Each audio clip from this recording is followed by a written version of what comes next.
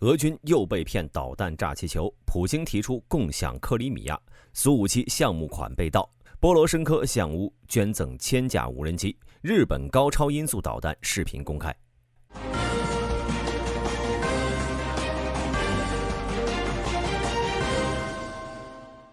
最近一段时间呢，乌克兰对前线的空袭越来越频繁，有些导弹和炸弹甚至射到了俄罗斯境内。根据乌克兰总参谋部6月23号的报道，乌空军在某日对俄罗斯别尔格罗德州涅霍杰耶夫卡的一个摩托化步兵团指挥所进行了空袭。袭击的现场镜头显示，指挥所距离俄乌边境不到1公里。可以说，乌空军的飞行员简直是在俄罗斯的家门口进行了一次大胆的敲门行动。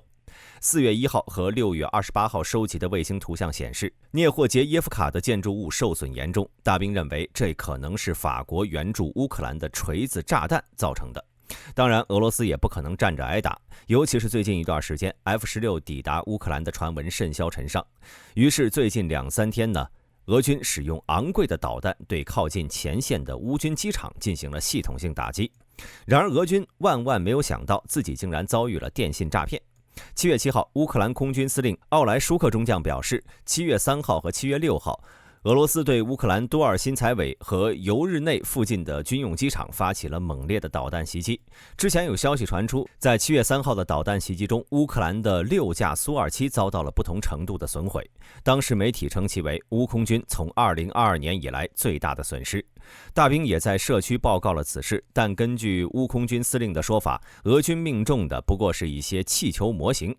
乌空军前发言人尤里伊特纳上校对此回应称，确实是发生了袭击，但是乌克兰武装部队的实际损失并不像俄罗斯所宣称的那样严重。奥莱舒克表示，乌克兰空军成功采取了被动防御措施，即利用假目标引导俄罗斯导弹攻击。同时，奥莱舒克还感谢所有帮助乌克兰武装部队空军提供高质量飞机和防空系统模型的人员。他表示，这种诱骗战术已经取得了显著成功，减少了敌人的伊斯坎德尔导弹数量，并且乌克兰将继续部署模型以扰乱俄军的判断。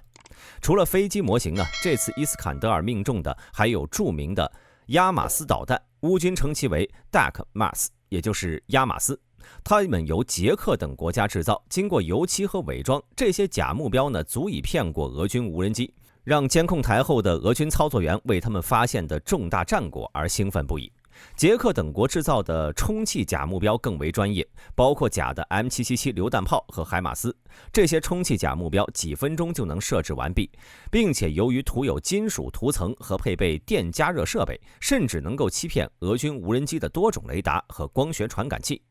不过，从乌军缴获的俄军海鹰10无人机来看呢，其最主要的侦察设备不过是一台民用的佳能相机，只能进行可见光侦察，缺乏红外和雷达侦察能力。这些假目标通常安装在远离前线的地方，即便俄军无人机发现，也很难呼叫后方炮火支援，只能通知附近的俄军巡飞弹小组用柳叶刀甚至伊斯坎德尔导弹进行攻击。起初，俄军在发现海马斯这样的高价值目标时，为了宣传和降低其威胁，甚至会发射巡航导弹进行攻击，并且大肆宣传这些战果。然而，随着俄军意识到被骗，加之导弹产量不足，俄军利用远程导弹攻击这种不确定目标的频率开始大大降低。这也侧面增强了乌军高价值设备的生存能力。迄今为止，俄罗斯国防部所宣布击毁的海马斯火箭炮数量已经超过了乌克兰实际拥有的总数，但其中大多数都缺少实际证据。而亚马斯的干扰让俄军的远程打击显得更加困难了。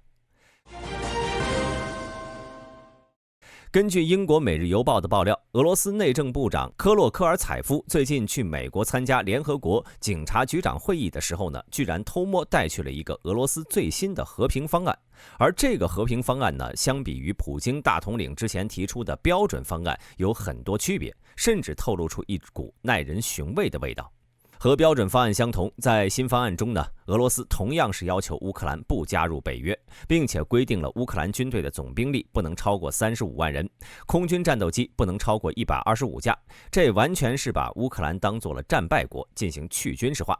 但其实问题不大，毕竟二战爆发前呢，德国也是有上百万的武装警察的。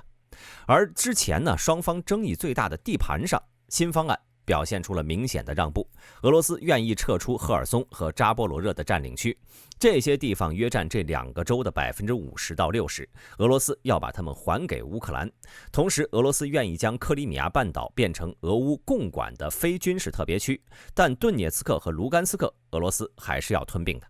可以看出，随着前线战事不顺，莫斯科也意识到了完全吃下乌东4州是不切实际的幻想。同时，虽然俄罗斯依靠战时经济暂时稳住了国内局面，但西方的制裁让俄罗斯的石油天然气越来越难卖了。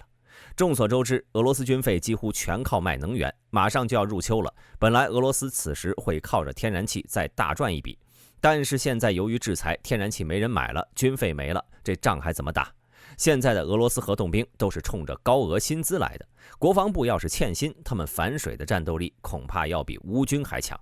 理所当然，这个和平方案被乌克兰总统泽连斯基一口回绝了。现在战场形势相比于几个月前要好很多了，西方国家的援助也是源源不断。美国、英国、法国、德国等17个国家和欧盟都签署了为期10年的双边安全合作协议。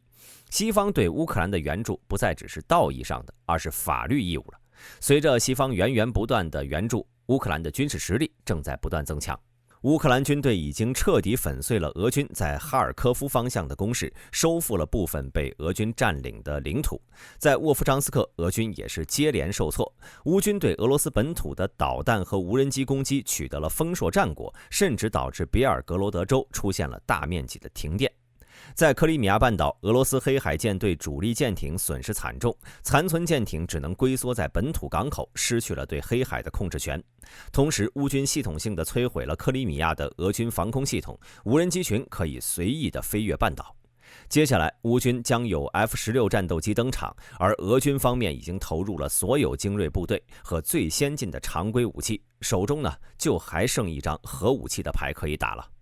因此，俄罗斯现在提出和平方案，试图达成停火，确保一个体面的停战，显然是明智之举。但乌克兰目标明确，不仅要恢复2022年2月战争爆发时的边界，更要完全收回克里米亚半岛，不是共管，而是完全收回。乌克兰知道这场战争是收回克里米亚最好的机会，错过就没有下次了。俄罗斯这次的让步仅是开始，要真正达成和平协议，俄罗斯将不得不做出更多妥协，否则战场上的失利将动摇俄罗斯现政权。历史上这样的例子屡见不鲜，比如上一位沙皇。接下来我们来看一下战线。7月7号，有视频证据显示，乌克兰军队在赫里伯克西北部推进，并在该地区进行反击，但目前战果尚不清楚。同时还有消息称，乌军同时在利普奇等多地发起突袭，目的可能是为了测试俄罗斯方向的弱点。乌克兰国民警卫队报告称，其特种部队袭击了赫里伯克附近的俄罗斯战术指挥所和小型弹药库。而在沃夫昌斯克，战斗仍在继续，有消息称俄军夺回了几个阵地，但没有视频证据。而在库皮扬斯克、恰西夫亚尔、托列斯克、赫尔松方向，战线均没有明显进展。可以看出，乌军撑过了最艰难的一段时间，俄军的进攻力度开始放缓。然而，这并不代表着战争的整体局势有所变化，因为俄军开始加大航空炸弹的使用力度，这可能是俄军进行下一轮进攻的前兆。最近，俄罗斯媒体爆出了一件大新闻，在重建阿赫图宾斯克军用航空测试场时，居然有超过 8.75 亿卢布，大约1000万美元被挪用了。这起案件呢，早在2022年就由俄罗斯调查委员会主要军事调查局立案的，但至今还没有解决。故事要从2014年就说起了。当时俄国防部拨款了约15亿卢布，准备给阿赫图宾斯克飞机测试中心来个大翻新。国家承包商 FSUE 第14号主要军事建设局通过一堆分包商，把超过9亿卢布打到了一家简称为 PSSG 公司的账户上。调查人员发现 PSSG 的管理层只完成了计划工作的 5% 左右，然后就抽走了资金，宣布公司破产了。阿赫图宾斯克中心可不是个小地方，这个测试场用于从最新的苏57飞机上发射隐形导弹，比如 Kh-69。在贪污案发生的时间呢，恰好处于苏57的测试期内，这对苏57的性能有没有产生实际影响还不好说。除此之外呢，他负责测试俄罗斯所有最新的飞机和直升机，包括各种高科技航空设备、通信系统和控制系统。专家们在这里评估飞机在各种飞行条件下的表现，甚至包括关键的战斗场景。然而，对于经常关注俄罗斯新闻的大兵来说呢，这种贪腐新闻已经见怪不怪了。这些俄罗斯国防承包商不拿，上面的人怎么拿呢？因受贿被捕的前国防部长伊万诺夫怎么好意思拿呢？只是可惜了那些拿命在前线测试飞机性能的俄军飞行员了，对此一无所知，或者知道了也无可奈何。7月6号，乌克兰前总统波罗申科捐赠了价值5500万格里夫纳的装备给乌克兰武装部队，其中呢就包括了无人机和军用车辆。波罗申科是泽连斯基的前任，对俄呢一直保持强硬立场，完成了乌军北约化的改革，并主张武力收回克里米亚。然而在下台后呢，他被泽连斯基政府指控叛国，并且逃出了乌克兰。最近一段时间，波罗申科在俄罗斯利佩茨克糖果厂的股份被转给了俄罗斯政府临时管理，这可把波罗申科气得不轻。这位前巧克力大王在电报中表示，未来会有更多装备抵达乌克兰。